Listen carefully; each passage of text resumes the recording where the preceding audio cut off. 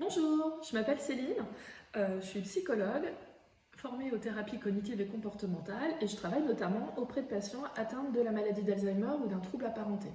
Je sais qu'en cette période de confinement, vous vivez souvent toute la journée ensemble avec votre proche, avec peu de moyens de pouvoir avoir des activités en dehors. Donc je vous propose, avec cette série de tutos, d'avoir des petites astuces sur toutes les difficultés que vous pouvez vivre au quotidien. Encore une fois, ce sont des idées à essayer.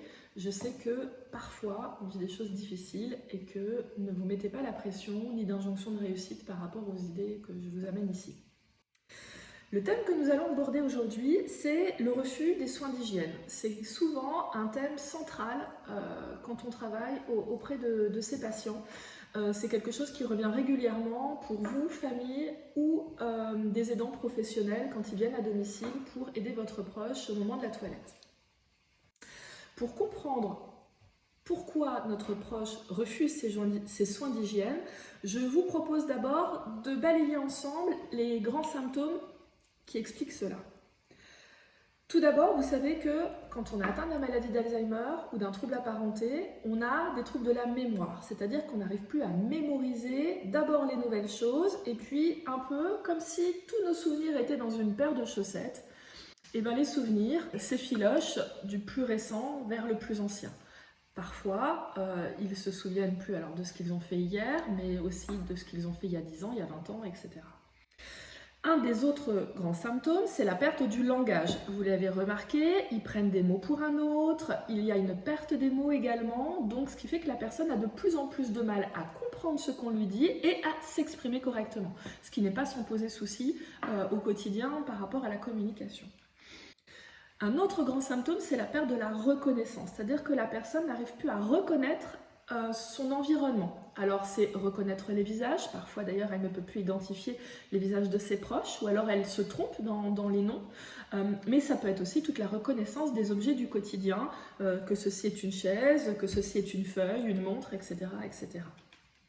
En lien avec ces problèmes de reconnaissance, il y a les problèmes de praxis, c'est-à-dire d'utilisation de ces objets dans le quotidien. Donc, je ne sais plus comment m'asseoir sur cette chaise, je ne reconnais plus le verre d'eau et je ne sais plus m'en servir, je ne reconnais plus une feuille et je ne sais plus comment m'en servir, etc., etc. En lien avec ces symptômes, on va dire, les plus généraux, on retrouve la désorientation. La désorientation, c'est que je n'arrive plus à me repérer ni dans le temps, ni dans l'espace. Donc je n'arrive plus à me repérer par exemple dans mon village ou ma ville, puis dans ma rue, jusque des fois dans les pièces de ma maison. Et quand on conjugue cela aux autres symptômes, je n'arrive plus à identifier la salle de bain ou les toilettes et comment utiliser les objets de la salle de bain ou des toilettes, etc., etc. Vous commencez à saisir un petit peu ce qui peut se passer pour nos proches. Ajouté à cela, on a aussi ce qu'on appelle la perte du jugement, c'est-à-dire que la personne n'arrive plus à faire les choses à bon escient, au bon moment. Elle n'arrive plus à analyser correctement comment elle doit faire quelque chose. Donc évidemment, ça devient très très difficile. Et en lien avec cela, on a aussi souvent une perte d'inhibition, c'est-à-dire que la personne ne peut plus s'empêcher de dire ou de faire quelque chose. Elle devient un peu plus sans filtre.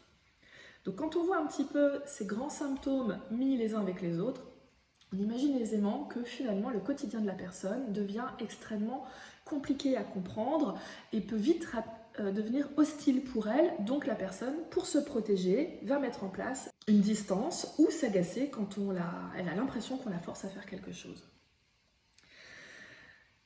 Donc, ce qu'il faut bien comprendre, c'est que le refus ou l'agacement ou l'agressivité dans ces moments-là, c'est d'une, la conséquence de tous ces symptômes que je viens de vous évoquer, et deux, que c'est parce que la personne juge ce moment de soin comme complètement incompréhensible, voire pour elle, perçu comme hostile. Donc, la personne se sent en danger, et puisqu'elle a tous les problèmes d'expression et de reconnaissance que je vous ai nommés précédemment, elle va vite tendance à être dans l'agressivité pour se protéger et se défendre. Si on prend l'exemple ensemble de l'aide à la toilette, ce qu'on voit, c'est que en reprenant les symptômes, la perte du jugement, la personne ne voit pas du tout l'intérêt d'une douche et ne comprend plus l'intérêt d'une douche. Par rapport à la perte de reconnaissance ou d'utilisation des objets, la personne ne reconnaît plus la douche, ne reconnaît plus le lavabo, ne reconnaît plus le savon ou le gant et ne sait plus s'en servir. Donc elle peut se poser tout un tas de questions, mais pourquoi on me déshabille? Pourquoi on me fait ça? Et donc forcément, il peut y avoir énormément d'angoisse, donc de l'opposition et du refus. Elle n'arrive plus non plus à dire ce qu'elle ressent dans cette situation à cause des troubles du langage. Elle ne sait plus où elle est, à quel moment on se trouve dans la journée. Et en plus, pour couronner le tout, elle perçoit notre stress à nous, notre difficulté à nous faire comprendre. Et donc cela entraîne de l'anxiété et donc plus facilement une agitation ou de l'agressivité. Donc voici quelques propositions d'aide par rapport au refus de ces soins d'hygiène. Tout d'abord, ce que nous vous conseillons, c'est de préparer l'environnement de la salle de bain en avance. Pourquoi? Parce que déjà vous, si vous avez tous les objets autour de vous, vous n'aurez pas à sortir, rentrer plusieurs fois de la salle de bain alors que vous y êtes avec votre proche. Et puis ça vous permet d'être plus disponible pour votre proche au moment justement de ces soins d'hygiène. Mettre le chauffage dans la salle de bain en avance pour que la personne ne puisse pas avoir froid. N'oubliez pas que puisque votre proche ne peut plus faire le lien entre la sensation désagréable et l'action en cours, le froid va rapidement entraîner de l'opposition ou du refus. Donc si déjà l'environnement est plutôt plus chaleureux et en tout cas la chaleur plus douce, forcément la personne va être moins en difficulté. On peut parfois aussi associer de la musique ou quelque chose dont vous savez qu'elle apaise la personne. Accompagnez la personne dans la salle de bain en expliquant les soins, mais au moment et seulement au moment où vous faites les choses. Trop souvent, nous, quand on n'a pas de problème de mémoire, on est toujours dans l'anticipation de ce qu'on va faire juste après. Sauf que quand on est atteint de ce genre de maladie, on ne peut plus anticiper, puisqu'on a beaucoup de mal à mémoriser, à s'exprimer pour toutes les raisons que je vous ai données. Donc, on vit les choses à l'instant présent. Donc, quand vous accompagnez la personne dans la salle de bain, vous lui dites: bonjour Michel, je vais t'accompagner dans la salle de bain. Veux-tu venir marcher avec moi? Et là, on l'accompagne dans la salle de bain. Une fois dans la salle de bain, Michel, tiens, voici le savon. Tu peux te laver les mains. Donc, d'où l'importance, encore une fois, de nommer les choses au moment où les faites et pas par anticipation, puisque la personne les aura déjà oubliées. Utilisez toujours des phrases simples, courtes, parfois répétées, et utilisez les gestes pour associer vos phrases. Vous verrez que la personne a plus de facilité à comprendre ce que vous dites. Parlez calmement et encore une fois, ne donnez qu'une information à chaque fois. Comme je l'ai montré ici, n'hésitez pas encore une fois à utiliser le mimétisme, à oser faire avec. Lavez-vous les mains en même temps, montrez le geste, accompagnez le geste de votre proche. Tout ça va être autant de guidage, ça va vraiment lui faciliter les choses. Montrez-lui les objets en les nommant et surtout n'insistez pas sur l'échec. Quand la personne a pris le déodorant à la place du savon pour se laver, certes c'est une erreur, mais la personne a déjà essayé quelque chose et c'est déjà extrêmement important. Encore une fois, tout ce qui est évident pour nous ne l'est plus pour notre proche, donc il faut faire comme si nous devions chaque jour renommer le savon, renommer le gant, renommer chaque acte que nous allons faire avec lui au moment de ce soin d'hygiène.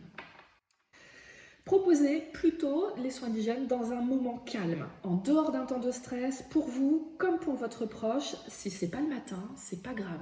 Si du coup la toilette est proposée au milieu de l'après-midi plutôt que le matin ou le soir, je sais que c'est encore une fois un petit peu déstabilisant pour vous, puisqu'on a l'habitude d'avoir des routines, de faire sa toilette le matin ou le soir. Et là, à 15h de l'après-midi, ça peut être un peu différent. Mais si c'est à ce moment-là que vous sentez votre proche plus disponible et plus calme, on essaie à ce moment-là. N'hésitez pas aussi à vous adapter à ce qu'il est en capacité de faire au moment ou d'accepter au moment de la toilette. Ne jamais insister. Si aujourd'hui il y a eu juste un lavage de main, un bain de pied et le visage, c'est déjà ça de gagner. Et petit à petit, vous allez voir qu'avec le lien de confiance, ce sera de plus en plus simple parce que justement, nous n'avons pas insisté et nous sommes restés calmes. Encore une fois, c'est extrêmement facile à dire pour moi là aujourd'hui. Je sais que dans le quotidien, c'est quelque chose de très complexe et très difficile pour vous. Essayez aussi, petit à petit, vous allez voir qu'il y a un a priori positif au fur et à mesure qu'on arrive à faire ce genre de choses, de créer un ressenti positif en lien avec ce moment de soins d'hygiène. Comment? En proposant des soins de confort comme un bain de pied si vous savez que votre proche aime cela, un massage dans le dos quand on passe l'eau de Cologne, une crème de jour qui a une odeur agréable, des soins esthétiques qui font plaisir à la personne, pour les dames parfois le maquillage, le vernis à ongles, le coiffage, etc. Tout ça pour créer cette ambiance de positif, de bien-être que nous pouvons retrouver au moment des soins de nursing et qui vont permettre d'éviter les reflux. Au moment de la douche, évitez de commencer par le visage. C'est souvent la partie du corps faite en dernier et dans ce cas-là avec un gant propre. On peut inciter la personne aussi à la laver seule si c'est encore possible, puisque c'est une zone très très personnelle. Pour la douche, souvent, nous vous recommandons, si c'est possible pour vous et la personne, de commencer par les pieds en remontant le long du corps. Dans tous les cas, demandez à la personne si c'est d'accord pour elle. Évitez aussi de mettre le pommeau de douche directement sur la tête ou le visage. Comme je disais tout à l'heure, qu'il est préférable de laver en dernier. Vous pouvez mettre un gant sur le pommeau de douche si le jet de douche est trop fort et que vous ne pouvez pas le régler. Si la toilette se fait au lavabo, commencez par les zones du corps moins intimes, comme les mains, comme je l'ai montré tout à l'heure avec mon acolyte Michel. Et la personne, on peut la laisser faire au maximum de ses possibilités.